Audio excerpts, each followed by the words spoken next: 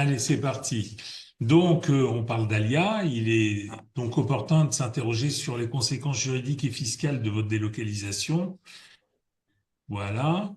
Alors, la position du fisc français, c'est important de le noter quand même, sont imposés en France selon le barème des droits de succession, le patrimoine foncier ou les actifs liquides figurant encore sur des comptes bancaires en France ou sur des contrats d'assurance vie de droit français.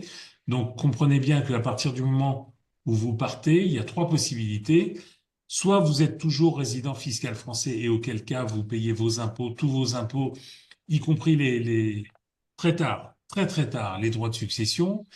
Deuxième possibilité, vous vivez en Israël, mais vous avez conservé des biens en France et vous comprenez bien que on n'est plus imposé sur la totalité de son patrimoine, mais on continue en termes de droits de succession d'être imposé, et pas seulement, hein, impôt sur le revenu, etc.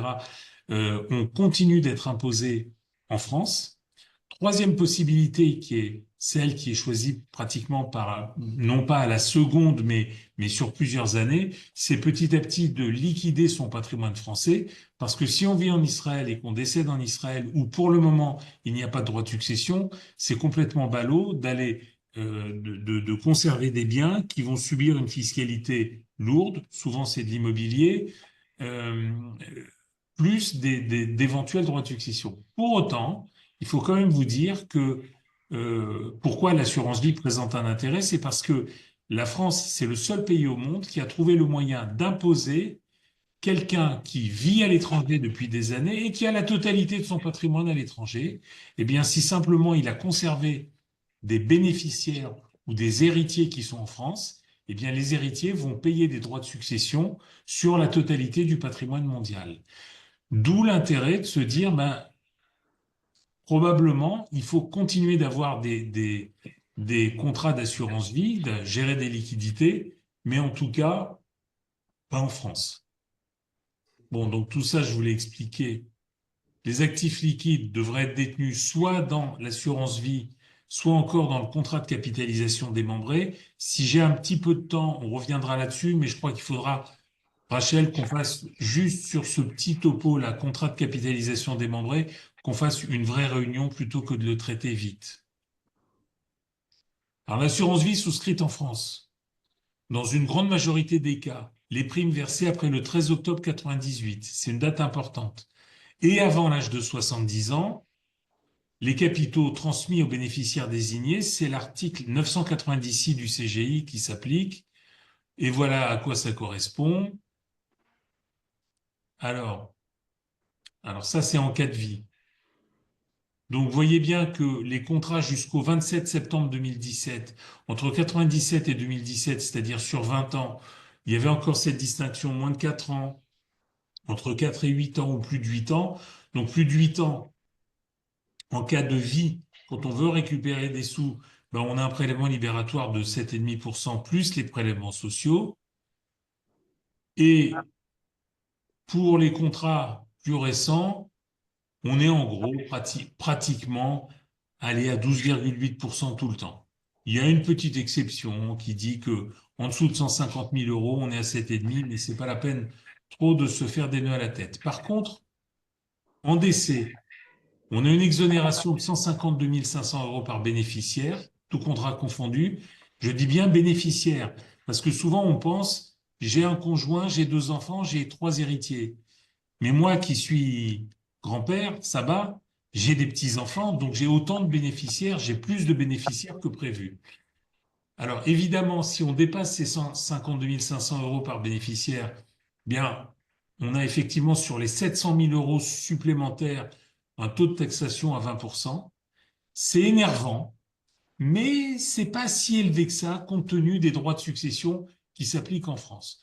Donc, j'insiste, les liquidités doivent être dans un contrat d'assurance vie ont, je pense, une meilleure rentabilité que dans l'immobilier. Et par contre, il y a pour les plus riches d'entre nous qui ont transmis plus de 852 500 euros par bénéficiaire, il y a une taxation au taux de 31,25, exception faite du conjoint, parce que le conjoint, il n'y a pas de droit de succession du tout. Bon, Excuse-moi Stéphane, oui, si je peux juste dire un petit mot là-dessus, je t'en parce que, prie. parce que tu as dit, si jamais il y a des héritiers qui sont restés encore français, on va aller encore plus loin, même s'il n'y a pas d'héritier encore français, comme on le dit à chaque fois avec Georges. C'est-à-dire que le père est israélien, le fils est israélien, mais que l'actif se trouve en France. Déjà, le fait que l'actif se trouve en France, déjà, ça peut poser problème. C'est-à-dire Évidemment. c'est-à-dire que c'est encore plus fort que qu'il y a un héritier. Parce que souvent, les personnes disent, ça va, mon fils, il est là, moi, je suis là, je suis en Israël, on n'a pas de problème. Non, le fait que ça reste en France, même si vous êtes israélien, papa et enfant, la France peut vouloir manger quelque chose, on va dire, dans ce gâteau. Et je pense que Sauf que tu as tout à fait raison. Mais moi, je partais du principe que quand même, quand la greffe a pris en Israël, quand on... Alors, il y a des gens, ça fonctionne pas à la langue, c'est difficile. Même si de toute manière, on va tous finir là-bas. Donc là, aujourd'hui, j'ai l'absolue certitude que ça va mal partout, la vague d'antisémitisme. Donc, quoi qu'il arrive, on finira entre nous. Mais pour autant, je crois que quand on est là depuis 5 ans, 8 ans, 10 ans, 12 ans, 15 ans en Israël, il faut être, c'est ballot, c'est complètement ballot, de continuer à remplir des déclarations d'impôts en France, à bien sûr. payer des tonnes d'impôts. Pour vous donner une idée, l'immobilier, plus que 20 000 euros par an, on est taxé à 30%, plus 17,2% de prélèvements sociaux. Ça fait 47,2% des loyers qui disparaissent. Mais on paye la taxe foncière, mais on paye les charges de l'immeuble, mais on paye l'impôt sur la fortune immobilière. Donc vraiment, je pense que voilà, ce que j'ai évoqué moi, c'était la personne qui vivait en Israël et qui petit à petit, dans le temps, quand les locataires s'en vont, quand les baux se terminent, eh bien, avait pris la décision de vendre et de rapatrier l'argent soit en Israël, soit au Luxembourg. Et le cas de figure que j'évoquais de l'enfant, c'est quand il n'y a plus de patrimoine du tout en France, Oui. la France a inventé le bénéficiaire qui permet quand même d'intégrer les droits de succession. Alors, je reviens à l'assurance vie. Il y a des contrats très anciens. Ceux-là, on conseille de ne pas les vendre. Ils sont nuls la plupart du temps. Il y a des fonds euros qui rapportent 1 ou 1,5 ou 2% par an, mais ils sont totalement exonérés de droits de succession. Donc, pour des gens qui ont des contrats d'assurance vie de Mathusalem, je ne fais pas l'erreur de leur fermer leur contrat. Donc, à chaque fois, on reverra ça. Il y a aussi un avantage à verser après 70 ans. C'est-à-dire que tout le monde pense, avant 70 ans, on a des avantages énormes, mais après 70 ans aussi, puisque un contrat d'assurance vie après 70 ans, on est taxé sur le capital moins, c'est misérable, 30 500 euros, mais pas du tout sur les plus-values. Donc quelqu'un qui a mis 400 000 euros sur un contrat d'assurance vie et à son décès on retrouve 1 million d'euros, il n'y a que les 400 000 euros qui sont taxés. Donc même après 70 ans, ça vaut le coup de s'intéresser à l'assurance vie. Bon, voilà, je préfère parler que de vous faire lire. Regardez les droits de succession.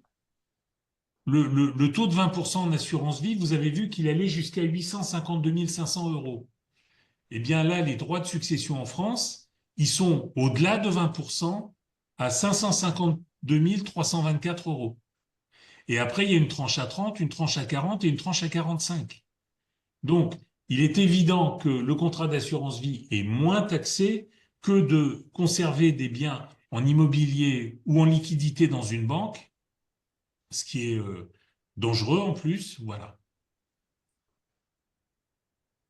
Bon, sur le dénouement du contrôle du contrat d'assurance vie, c'est important de vous dire que la taxation des capitaux d'essai auto-uniques de 20% après abattement de 152 500 euros par bénéficiaire est appliquée dès lors que le souscripteur avait sa résidence en France lors de la souscription du contrat et ce, quelles que soient les modifications survenues ultérieurement dans sa domiciliation.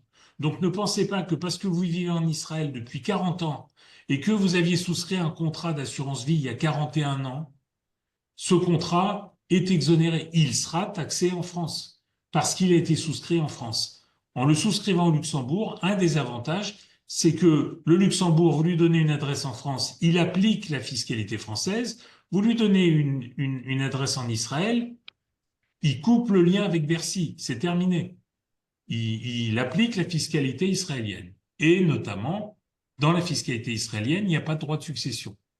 Et selon ce que tu dis, Stéphane, c'est-à-dire que si la personne, même la personne est résidente fiscale étrangère, mais elle garde son contrat d'assurance vie française qu'elle a fait en tant que résident fiscal français, ça peut poser problème. Bien sûr. Enfin, ça pose Donc, problème. Ça veut dire simplement que Bercy est là et c'est même si la personne a informé la France qu'elle a quitté le territoire français d'un point de vue fiscal. Mais le fait que son assurance vie a été faite en tant que souscrite résident, en c'est France. hyper important ça, parce que pas beaucoup de personnes le savent. Ils se disent à partir du moment où on a quitté la France, ça y est, on rend des comptes à un autre pays, on n'a plus à partir du moment où ça a été souscrit en tant que résident fiscal français, les règles françaises s'appliquent. C'est Absolument. hyper. Enfin, ok. Absolument. Et le contrat luxembourgeois, lui, il a l'habitude d'une clientèle internationale et effectivement, il va prendre la fiscalité israélienne. Le jour, Et le Luxembourg, même pour dire un petit mot, le Luxembourg aujourd'hui, moi en tant qu'expert comptable, ils savent qu'à partir du moment où on leur donne un certificat de résidence fiscale israélien et qu'on leur dit qu'on est israélien, ils nous donnent les données de plus-value financière en fonction des bilans israéliens. C'est-à-dire ils se sont complètement adaptés à la fiscalité israélienne aujourd'hui au Luxembourg. Ils ont les cases de bilan, ils savent si on leur dit qu'on est français, on est français. Si on leur dit qu'on est israélien, c'est à l'israélienne. J'étais choqué, hein, beaucoup plus que la Suisse. Le Luxembourg, ils sont à l'israélienne, limite plus que nous. alors, il faut comprendre qu'on a quand même des petites difficultés. Moi, je me suis battu au début, quand je travaillais avec Experalia, pour avoir des contrats d'assurance vie luxembourgeois adaptés aux Israéliens. Pourquoi? Parce qu'une compagnie d'assurance doit savoir exactement, si vous avez mis de l'argent au Luxembourg et que vous voulez en reprendre, elle doit savoir quelle fiscalité appliquer. Et celle-là, elle dépend du pays dans lequel vous êtes. Si vous décédez, elle doit savoir quelle fiscalité appliquer en fonction du pays dans lequel vous êtes. Donc le Luxembourg n'accepte pas les capitaux du monde entier. Et je dois vous dire que je suis très triste parce que j'ai notamment des clients à Dubaï. Ils les acceptaient, maintenant ils les acceptent plus. Et pourtant, il y a de l'argent à Dubaï. J'ai des clients qui encore vivent au Maroc et qui vendent une entreprise, une grande entreprise, parce qu'ils sont restés longtemps. On n'en veut pas. On n'en veut pas. Pourquoi? Parce que le Luxembourg, à un moment donné, pour rebondir sur ce que tu dis, Nathanel, ils vont dépenser des sous, ils vont s'intéresser à demander ce qu'on appelle une due diligence à un avocat du pays en question, décrypter totalement si leur contrat d'assurance vie fonctionne avec le pays en question, et après, ben voilà, ils fonctionnent à l'israélienne parce que ils ont adapté l'histoire. Bon, je ne vais pas vous embêter avec les histoires de double taxation. Alors, quand même, en tant que résident israélien, on ne paye pas de prélèvements sociaux, ça c'est important. Euh, je vais aller vite là-dessus. Je vais aller vite. Ne paye pas de prélèvements sociaux, surtout parce que c'est complètement des revenus passifs qui sont gérés en principe par un gestionnaire, dans la plupart des cas. On n'a aucun say là-dessus, c'est-à-dire c'est comme si on investissait sur une action, c'est une assurance vie. Donc par rapport à Israël, qu'on a imposé en imposition territoriale, ça c'est quelque chose qui vient du monde, c'est une imposition personnelle, et c'est pour ça qu'il y a beaucoup de personnes qui veulent faire leur alia, mais qui ne veulent pas mettre toutes leurs billes, on va dire, en Israël. Et toujours, on recommande, que ce soit avec Georges, que ce soit avec toi, Stéphane, que ce soit avec n'importe qui, toujours on dit, on s'en fiche, nous. L'important, c'est que ce ne soit pas en France. Et aujourd'hui, le Luxembourg, la compliance luxembourgeoise est super bien vue. Encore beaucoup mieux que la Suisse. Et que la Suisse, c'est un grand pays, comme on dit. Mais aujourd'hui, c'est-à-dire à partir du moment où on ne met pas toute notre vie en Israël, l'important, c'est juste que par rapport à la fiscalité française, l'assurance vie ne soit pas là-bas. C'est tout.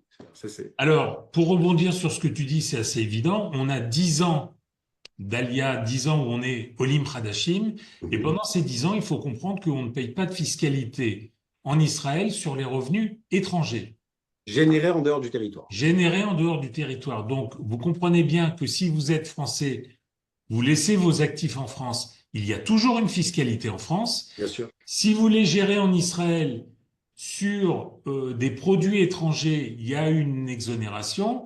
Mais si vous les gérez sur une banque qui vous dit, ben moi, je vous fais un compte à terme, etc., ben, ce compte à terme, il sera taxé comme n'importe quel Israélien. Donc, on est taxé pendant ces 10 ans en Israël, on est taxé pendant ces 10 ans en France. Donc effectivement, l'alternative du Luxembourg permet de faire le lien. Après 10 ans, c'est différent parce que Israël taxera sur l'ensemble du patrimoine mondial. Mais quand même, sur les assurances vie, il y a un petit surplus, on va dire. L'assurance vie, quand même, à partir du moment où on n'a pas bénéficié concrètement, on n'a pas cassé l'assurance vie, on n'a pas retiré de l'argent concrètement chez nous, tant que le portefeuille, on va dire ça comme ça, grandit, après les 10 ans, on va devoir, oui, déclarer, mais dans la plupart des cas, ne pas être imposé là-dessus également. Alors c'est la même chose en France. Pourquoi? Parce que vous pouvez très bien avoir mis 200 000 euros sur un contrat. Ça marche très bien pendant quelques années. Vous montez à 280 000 euros.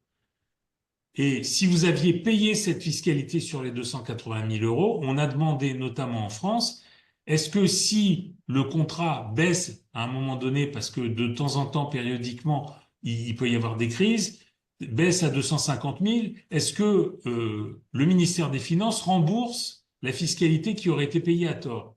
Et ils ont dit pas du tout, c'est une usine à gaz. Donc tant que l'argent est sur le contrat, mais n'est pas sorti du contrat, il n'y a aucune fiscalité. Bien évidemment, si à un moment donné vous dites stop, je reprends mon argent, j'ai envie de m'acheter une voiture, de faire plaisir à un enfant ou quoi que ce soit, eh bien on va calculer dans ce que vous retirez, quelle est la part de capital et quelle est la part d'intérêt sur lesquels, après 10 ans, il y aura une fiscalité à payer. Avant 10 ans, il n'y en a pas.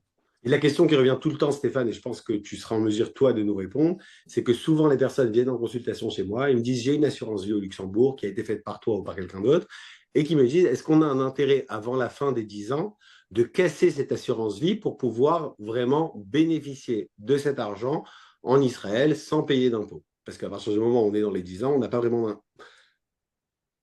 Alors, moi, ce que je propose de faire, effectivement, c'est avant les 10 ans, avant la fin des 10 ans, de racheter le contrat, Razak. parce que toutes les plus-values sont exonérées, Exact. et de les remettre gratuitement le lendemain. Et même si ça n'a pas été racheté le contrat, je dis quand même un petit plus, il y a quelque chose d'impôt qui s'appelle un step-up. Un step-up, c'est-à-dire on voit quand même quand est-ce que sont finis les 10 ans et que c'est seulement à partir de la fin de ces 10 ans-là que le dénominateur, on va dire, sur la durée du temps qu'on détient une Exact. assurance vie, changera.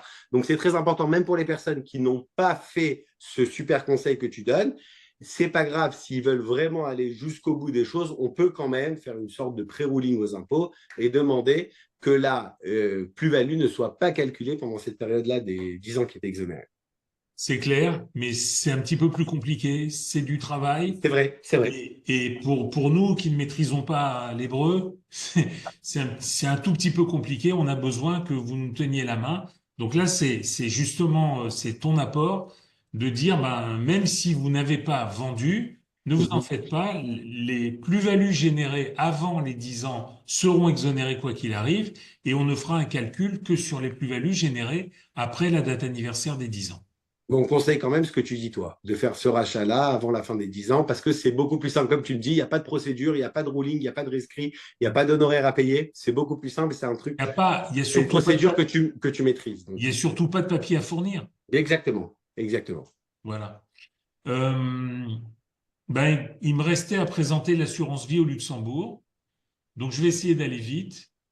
Pour moi, j'insiste beaucoup sur la sécurité au Luxembourg parce que ça me paraît important. On a des banques qui ont disparu, notamment aux États-Unis au moment de la crise des subprimes, mais un petit peu partout. Il n'y a pas longtemps, il y a eu la deuxième banque suisse qui a été avalée par la première, donc le Crédit Suisse par UBS, et ça s'est fait en une nuit. En une nuit sur 5% de la valeur de la deuxième banque. Elle était en difficulté. L'État a insisté pour qu'il n'y ait pas de dépôt de bilan. Et c'est donc la première banque suisse qui a avalé la seconde sur des montants qui sont ahurissants tellement c'est faible. Mais en tout cas, pour qu'il y ait une continuité et qu'il n'y ait pas un scandale. Donc, il peut y avoir, et il risque d'y avoir, avec tous ces États qui sont dans le rouge en permanence, qui n'arrêtent pas d'emprunter, qui ont on va dire, des dettes qui augmentent en permanence, on a l'impression que à court terme, en tout cas c'est ma conviction réelle, à court terme, il n'y a pas de problème. La France ne déposera pas le bilan, etc. Mais qu'est-ce qui lancera dans 8 à 10 ans si chaque année, on est complètement en dehors des clous et cette dette augmente démesurément. Donc, on a un pays, il y a pas très loin de nous, en 2011, qui est la Grèce, qui s'est retrouvée dans cette situation, elle ne pouvait plus payer. Et donc, on a fini par lui effacer sa dette. Mais la Grèce, c'est un pays de 10 millions d'habitants. Et donc, l'ensemble de l'Europe, pour ne pas perturber l'euro, perturber la monnaie, perturber la zone, et qu'il y ait une perte de confiance dans cette zone, a décidé de d'effacer complètement les dettes. Et qui les détient, ces dettes? Les banques et les compagnies d'assurance.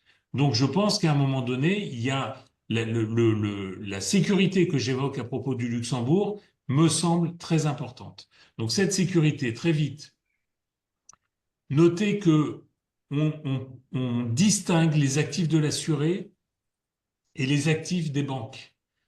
C'est très, très important. Ça veut dire que une compagnie d'assurance ou une banque peut disparaître, mais quoi qu'il arrive, l'argent, il est sur le compte du client.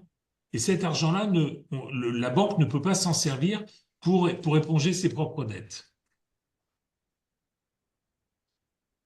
Alors, Si on peut faire juste une petite, puisqu'il y a une petite question et c'est assez important par rapport à ce que tu as dit par rapport aux 10 ans.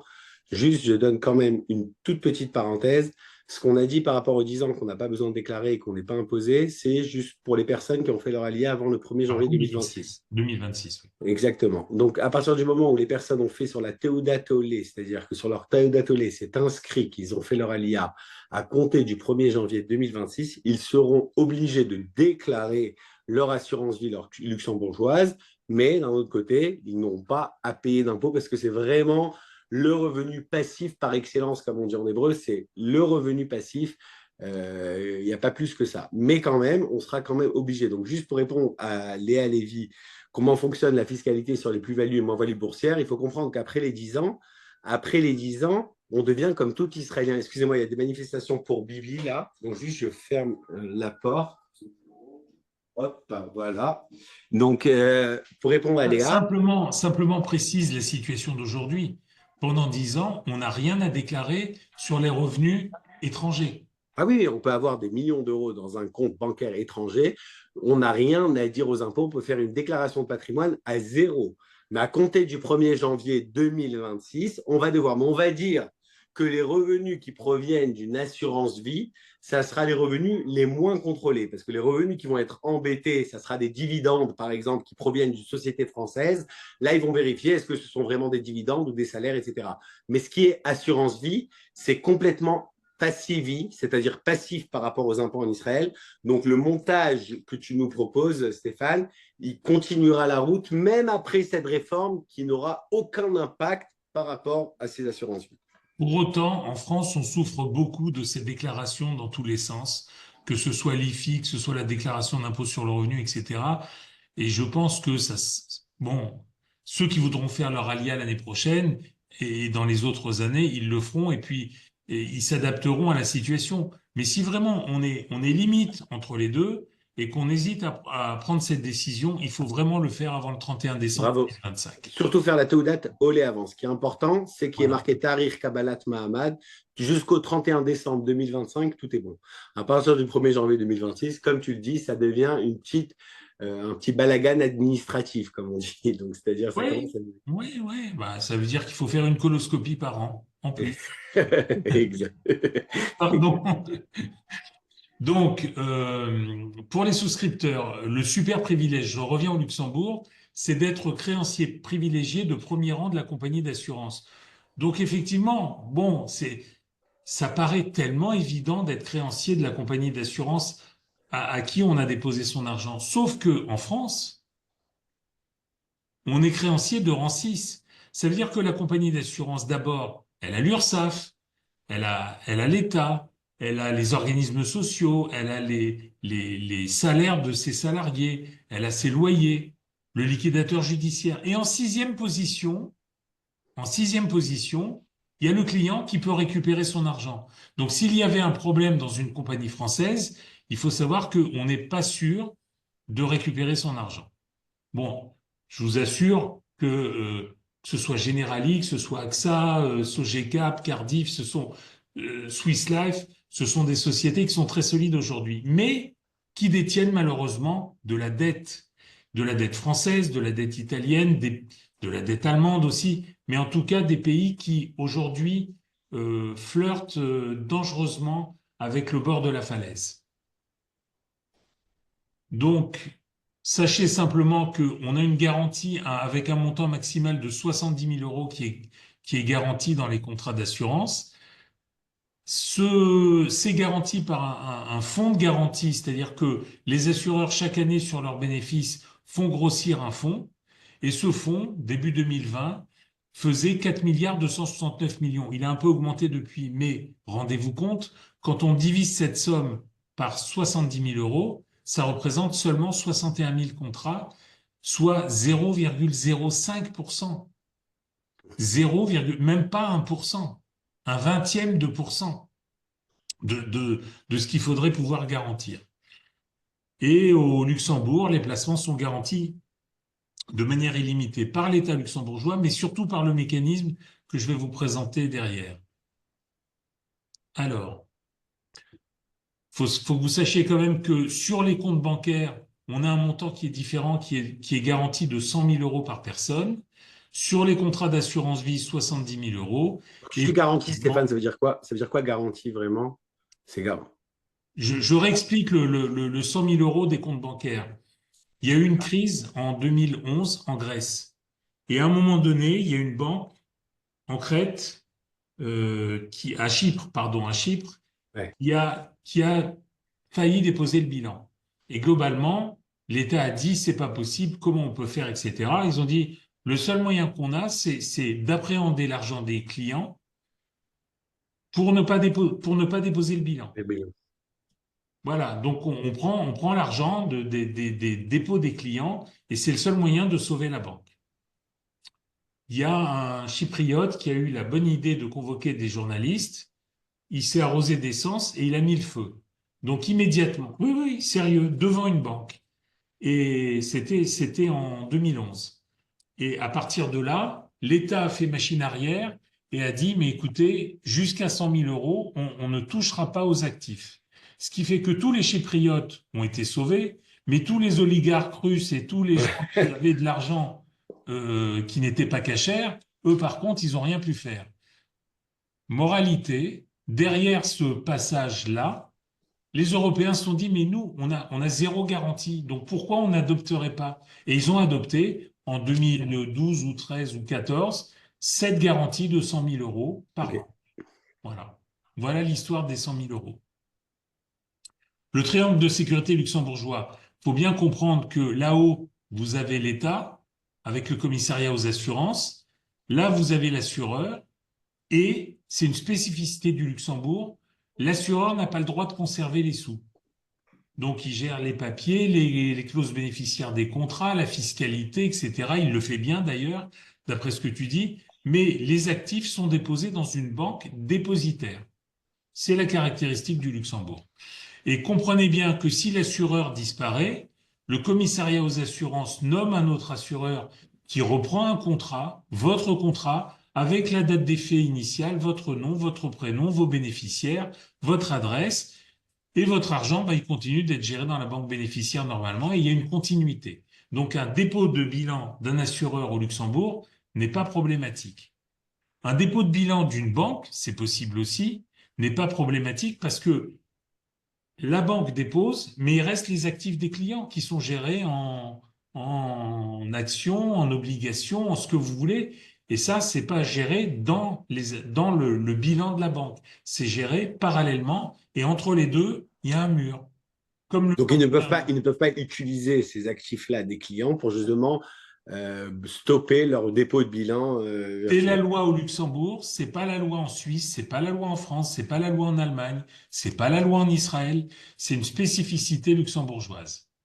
Et donc, ça signifie que si une banque avait éprouvé des difficultés, le commissariat aux assurances exigerait de cette banque qu'elle transfère les comptes des clients dans une autre banque qui est solide, et auquel cas, le système continuerait de tourner. Donc, on comprend bien que l'assureur ou la banque dépositaire vienne à avoir une défaillance au Luxembourg, ça n'influe pas sur les placements des clients. Et ça me semble clairement, vital. J'ai demandé à des banquiers israéliens qui font d'ailleurs partie du réseau Expert Alia, ils m'ont dit, mais on est solide, on n'a pas de problème. Voilà, mais il y a zéro garantie. Il n'y a même pas les 100 000 euros qu'on a en Europe. Il n'y a rien. Il n'y a rien. Dernière chose qui est importante, pourquoi ce système Stéphane, est-il mis en... excuse-moi, il y a quand même des questions qui sont importantes Vas-y. qui sont arrivées entre-temps. Je pense qu'il faut les Avec plaisir, adresser. avec plaisir. Je ne sais pas si ça te concerne à toi, Stéphane, ou ça concerne Nathanaël. Vas-y. Vas-y, pose Rachel, on va voir. Alors, c'est Nathanaël qui est avec nous qui demande, en fait, vu que pendant 10 ans, nous ne sommes pas fiscalisés en tant que résidents israéliens, quel est l'intérêt de l'assurance vie versus le compte titre au Luxembourg, sachant que sur un compte titre, les frais sont plus faibles? Mais Tout pourquoi il à dit... fait. Non, mais selon ce que tu as dit, Stéphane, on parle d'une personne qui s'est quand même déconnectée fiscalement de France. Et qui devient, le fait qu'on ne soit pas imposé en Israël ne veut pas dire qu'on n'est pas fiscalisé en Israël. C'est-à-dire qu'on peut, à partir du moment où on fait la Aliyah et qu'on a une Teudat Olé, on devient fiscalement résident fiscal israélien, bien qu'on n'a pas besoin de déclarer les revenus passifs générés par une assurance vie luxembourgeoise. Donc, l'intérêt, comme l'a dit Stéphane, et je pense que Stéphane va appuyer là-dessus, c'est qu'à partir du moment où une personne est israélienne, il a des comptes à rendre à Israël. Mais le fait qu'il n'ait pas de compte à rendre pendant 10 ans sur ses revenus étrangers, donc là, le montage s'applique. Parce que si jamais il continue à garder ses actifs en France, la France aura toujours son mot là-dessus. Si jamais il est résident fiscal français, il n'y a pas de question là-dessus, c'est normal. Mais si jamais il n'est plus résident fiscal français et qu'il a transféré ses actifs au Luxembourg tout en étant résident fiscal israélien, là, par rapport à Israël, on sait qu'il n'a pas rien à déclarer pendant 10 ans puisqu'il est exonéré sur les revenus générés en dehors du territoire. C'est des revenus passifs, il n'y a pas de question. Et par rapport au Luxembourg, son patrimoine continue à être géré en fonction. Et le Luxembourg, et Stéphane m'a appuyé là-dessus, j'en fais énormément des certificats de résidence fiscaux pour Luxembourg. Ils demandent, c'est très simple, tu es fiscalement où? Tu es en France? Tu es en Israël? Tu es en Suisse? Tu es quoi? Tu es en Israël? Donne-moi un certificat de résidence fiscale israélien et on va appliquer selon la loi israélienne. Et ils peuvent même échanger les informations avec Israël. Israël n'utilise pas cette information puisque cette personne est résident fiscal israélien qui bénéficie de 10 ans d'exonération. Donc, la résidence fiscale, on est obligé d'avoir une résidence fiscale. Même si on est exonéré, on ne peut pas être résident fiscal d'aucun pays. Donc là, la personne fait son alia et résident fiscal, mais il n'a pas d'emprunt. D'où l'intérêt justement de dégager ses actifs de France au Luxembourg. Je complète pour Nathanaël. Nathanaël parlait de la différence entre le contrat d'assurance vie luxembourgeois et le compte-titre luxembourgeois. Le compte-titre luxembourgeois, le Luxembourg est en Europe. Il y a une garantie de 100 000 euros. D'accord? C'est pas une garantie illimitée. Ça veut dire que si la banque luxembourgeoise éprouvait des difficultés, vous seriez garanti uniquement sur vos 100 000 euros. Deuxièmement, un contrat d'assurance vie, c'est quelque chose qui garantit également en cas de décès. C'est important. Donc, c'est vrai que quand on est jeune, on n'y pense pas tous les 2 jours, mais il faut comprendre que il y a une application de la fiscalité qui est totalement différente selon, alors, chaque cas est un cas particulier. Où sont les enfants, où sont les héritiers, etc. Si on a ses enfants avec soi parce qu'on est jeune et que les héritiers sont en Israël, on n'a pas de droit de succession, donc le contrat d'assurance vie luxembourgeois s'impose moins dans un premier temps. Après, il faut voir qui fait son alia, à quel âge. Moi, je trouve courageux de la faire à 40 ans quand on a déjà une activité professionnelle en France, établie, solide, pérenne. Donc, on a souvent des gens très jeunes qui s'adaptent très vite à Israël ou des personnes qui sont plus âgées, qui vont rejoindre des enfants ou qui décident d'aller vivre en Israël pour porter la kippa tous les jours. Mais en tout état de cause, chaque cas est un cas particulier, donc pourquoi pas le compte-titre? Mais on perd les avantages du contrat d'assurance vie. Alors, Nathanaël, il y a une autre question qui est arrivée. Donc, après les 10 ans d'exonération, comment fonctionne la fiscalité sur les plus-values et les moins-values boursières? Moi, je Bah, la comme connais tout, là. à partir Hein? du moment où les 10 ans sont terminés, pendant les 10 ans, on bénéficie d'une imposition territoriale, c'est-à-dire seulement ce qui est généré à partir d'Israël. Après les 10 ans, on devient comme tout Israélien, que les revenus sont imposés personnellement, c'est-à-dire tout ce qu'on a dans le monde, on est obligé de déclarer. Donc à partir du moment où une personne a fini ses 10 ans, Après les 10 ans, elle investit sur une action, elle investit sur une assurance, elle investit sur quoi que ce soit. Cette action-là sera imposée à 25% d'impôt sur la plus-value. Mais si jamais l'action ou l'assurance vie a été placée pendant la période des 10 ans, donc là, lorsque le fisc va devoir calculer la plus-value, il y a quand même la quote-part des 10 ans qui ont été complètement exonérés et qu'on ne voit qu'après les 10 ans. Je vais donner un exemple tout simple pour que vous compreniez. Une personne qui vend un appartement en France un an après sa LIA, après la fin des 10 ans, on ne va pas calculer une plus-value de 25% sur ce qu'il a vendu. Non, on va voir quand même combien de temps il détenait cet appartement, en sachant qu'on avait 10 ans d'exonération complètement par rapport à Israël. Et c'est seulement le temps qui est après la fin d'exonération des 10 ans qui va rentrer dans le nominateur. Et en bas, dans le dénominateur, on va avoir toute la période. Donc, après les 10 ans, juste pour répondre, on est comme tout Israélien. Mais si jamais il y a des placements qui ont été effectués avant la fin des 10 ans, on ne va pas calculer une plus-value sur la totalité. C'est-à-dire, si une personne, son action, elle a été achetée à 10 au début des 10 ans et qu'après elle est arrivée à 100 à la 11e année, on ne va pas dire « Ah, il a eu une plus-value de 90 ». Non, on va voir combien il y a eu à partir de la fin des 10 ans jusqu'au moment où cette personne a généré cette plus-value. Et c'est seulement sur cette cote-part-là qu'on est imposé en fonction de l'imposition sur la plus-value israélienne qui est de 25%. Je voulais vous dire simplement que ce schéma est important. Je reviens à mon graphique et on va se dire, mais pourquoi le commissariat aux assurances au Luxembourg, il surveille ça comme le lait sur le feu? Ben, c'est très simple. Au Luxembourg, ils vendent pas d'avions, ils vendent pas de centrales nucléaires, ils vendent pas de voitures, il n'y a pas de plage.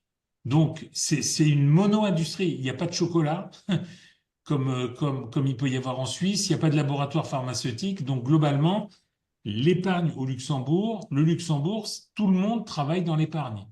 Soit travaille dans l'épargne, soit est chauffeur de taxi. Point final. On a fait le tour.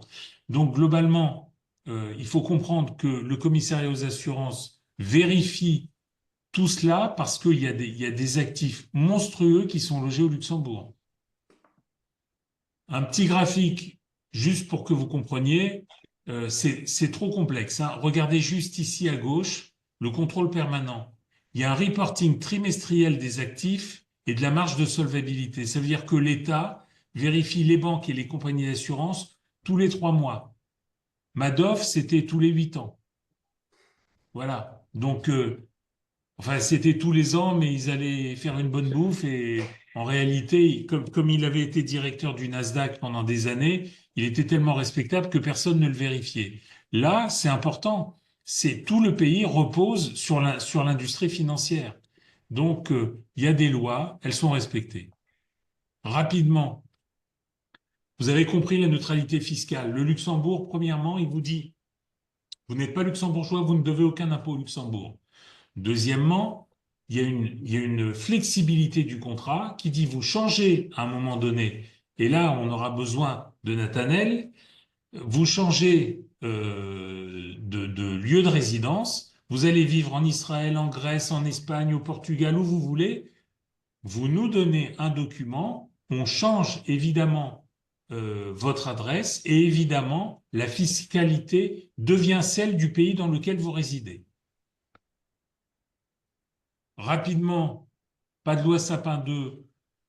Aujourd'hui, il y a beaucoup de fonds euros et ces fonds euros posent problème. Si jamais les clients s'amusaient tous en même temps ou beaucoup à demander à sortir leur argent d'un fonds euro, si notamment un des pays venait ou à déposer le bilan ou à avoir des vraies difficultés, eh bien, les compagnies d'assurance ne peuvent pas détenir 1 euro en disponible, en liquidité, pour 1 euro qui est placé, parce il y a 3000 milliards d'argent en assurance vie en France. Donc, globalement, ils ont demandé à l'État et l'État leur a dit, bon, bah, écoutez, si ça arrive, si malheureusement vous ne pouvez pas assumer les sorties qui sont demandées par les clients, alors dans ces cas-là, vous pouvez geler, vous pouvez bloquer pendant 3 mois, renouvelables une fois, c'est-à-dire 6 mois. Donc, c'est pas pour la nuit des temps, mais c'est un petit peu anxiogène. Bon, de savoir qu'on n'a pas son argent pendant 6 mois, c'est pas trop grave, mais surtout à combien on va le retrouver. On avait 500 000, combien on va retrouver? 200, 300, 400 000. Voilà, forcément, s'il y a des difficultés sur le fonds euro, qui fait que tout le monde a envie de partir et de fuir ce fonds, qu'est-ce qu'on retrouvera 6 mois plus tard? Donc, il n'y a pas de loi Sapin 2 au Luxembourg, c'est important de le dire. Donc, quand on a besoin d'argent, eh bien, on fait la demande, on envoie la demande écrite, on donne un RIB et on vous envoie votre argent où vous voulez, en France, en Israël, dans n'importe quel compte bancaire mondial. La sécurité, je ne développe pas plus, vous avez compris. Et c'est super bien vu de Luxembourg, je le dis en tant que personne qui a attaqué la Banque d'Israël à la Cour suprême avec 17 autres banques sur l'échange d'informations. J'accompagne aujourd'hui les banques dans les compliances concernant les résidences. Le Luxembourg aujourd'hui, c'est un pays qui est super bien vu. C'est-à-dire par rapport aux transferts qui sont du Luxembourg, c'est même beaucoup plus élevé que la Suisse. On ne parle pas d'autres pays, bien entendu, Dubaï, etc., qui sont problématiques. Mais aujourd'hui, le Luxembourg, c'est vraiment considéré un pays qui est high list. Alors, c'est transparent, il y a plus de comptes offshore comme il y avait une certaine époque. Exactement. Le Luxembourg, rentrant dans l'Europe, a décidé de tout nettoyer. Je me rappelle, il y a très, très, très, très longtemps, ils m'ont appelé en me disant, bah voilà, ces comptes-là, soit vous nous donnez une preuve qu'il est déclaré, soit vous avez 12 mois pour le transférer où vous voulez. Mhm. Voilà.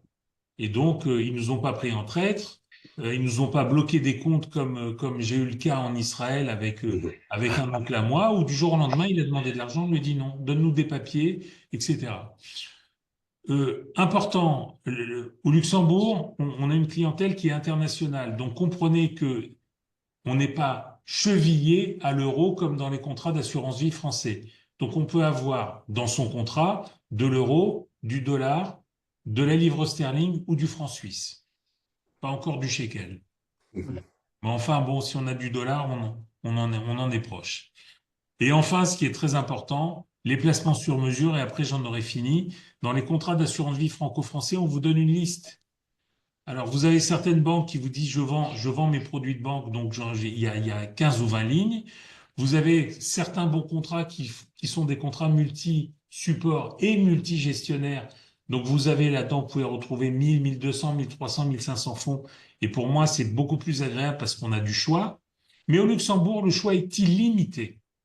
C'est-à-dire que là où j'ai 1000, 1200 fonds dans les contrats d'assurance vie franco-français, j'ai 100 000 fonds au Luxembourg, plus toutes les actions de la terre, plus des opérations immobilières, etc.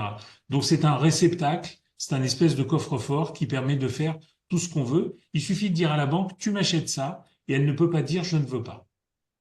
Voilà, j'en ai fini. S'il y a des questions, avec grand plaisir.